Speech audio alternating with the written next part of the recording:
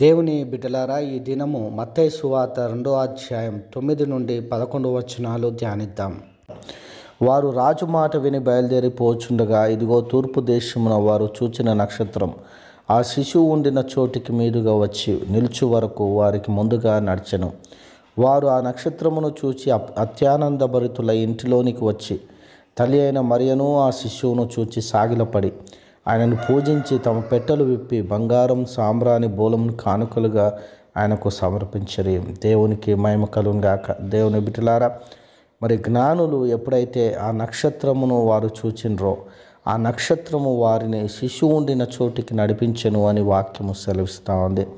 ఈ నక్షత్రము చూసినట్లయితే ఈ నక్షత్రము ప్రత్యేకమైన నక్షత్రం.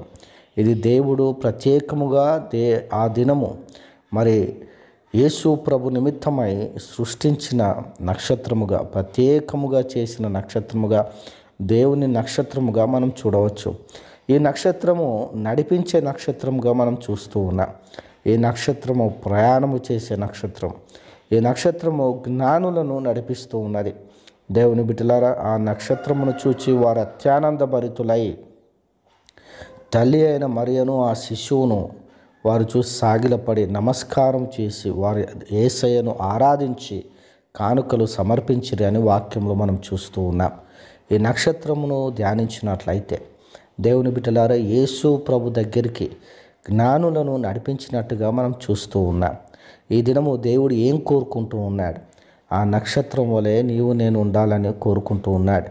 మనము కూడా మన జీవితంలో కొంతమందినైనా దేవుని వైపు నడపాలని, కొంతమందినైనా దేవుని బిడ్డలారా దేవుని దగ్గరికి నడిపి రక్షణలోనికి నడపాలని ఆశపడుతూ ఉన్నాడు.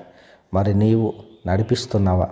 ప్రార్థన చేసుకో. దేవా, నా జీవితంలో అనేకులను నీ యొద్దకు నేను నడపాలి, ఆ నక్షత్రం వలె నీ యొద్దకు నడపాలి ప్రభువా అని ప్రార్థన చేసినట్లయితే దేవుడే మనకు సహాయం చేస్తాడు.